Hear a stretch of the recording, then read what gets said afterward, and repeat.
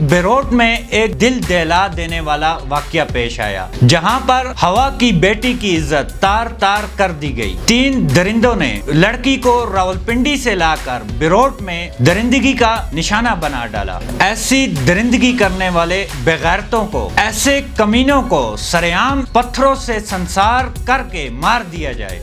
السلام علیکم ناظرین، میں ہوں محمد ناصر۔ آج کا ہمارا موضوع ہے معاشرے میں بڑھتے ہوئے جرائم۔ ناظرین، ایسا ہی ایک واقعہ تھانہ باکوٹ کی حدود میں پیش آیا جہاں ایک ذہنی معذور لڑکی کو راولپنڈی سے بیروٹ لایا گیا اور وہاں 3 اوباش دوستوں نے مل کر پہلے اجتماعی درندگی کا نشانہ بنایا اور پھر ویرانے میں چھوڑ گئے۔ ناظرین، یہ معاشرے میں جو بڑھتے ہوئے جرائم ہیں، اس سے پہلے بھی کئی واقعات ہمارے سامنے آ چکے ہیں۔ اگر ان پر ہم بات کریں، ایسے درندگی کے واقعات عذاب الہی کو دعوت دے رہے ہیں، اور یہ دور ایسا ہے کہ اس دور میں عزت کے ساتھ جینا ناممکن ہو گیا ہے۔ جیسے کہ ایک حدیث شریف کا مفہوم ہے، حضرت ابو ہریرہ رضی اللہ عنہ سے روایت ہے کہ رسول اللہ صلی اللہ علیہ وآلہ وسلم نے فرمایا کہ قیامت اس وقت تک قائم نہیں ہوگی جب تک ایک شخص مرے ہوئے شخص کی قبر سے گزرے گا اور کہے گا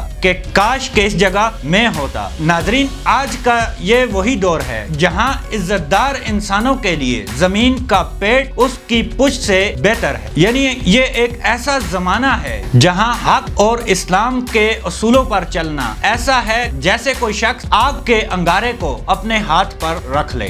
ناظرین، آج کل ایسے واقعات دن بدن رونما ہو رہے ہیں جو زمین کو گناہوں سے بھر رہے ہیں۔ گزشتہ 2 دنوں میں زلزلے کے جھٹکے کئی بار محسوس کیے گئے ہیں۔ یہ اسی بات کی دلیل ہے کہ یہ زمین گناہوں سے بھر چکی ہے، اور جب زمین گناہوں سے بھر جاتی ہے تو اللہ کی طرف سے سخت ترین عذاب نازل ہوتا ہے۔ جب تک ایسے جرائم کے مرتکب لوگوں کو اسلامی قانون کے مطابق سزائیں نہیں دی جائیں گی تو ایسے واقعات دن بدن بڑھتے جائیں گے کہ ایسا نہ ہو کہ اللہ کا عذاب نازل ہو جائے اور ہمیں توبہ کرنے کا بھی موقع نہ مل سکے۔ تو ناظرین، ایسے واقعات کی روک تھام کے لیے واحد ایک اسلامی نظام ہی ہے جو معاشرے میں اجتماعی نظام عدل قائم کرنے کی صلاحیت رکھتا ہے، اور جب تک اس ملک میں اسلامی نظام نہیں آتا تب تک اس ملک میں بڑھتے ہوئے ظلم پر قابو نہیں پایا جا سکے گا۔ ایسے درندہ صفت انسانوں کو عوامی عدالت میں پیش کیا جائے جہاں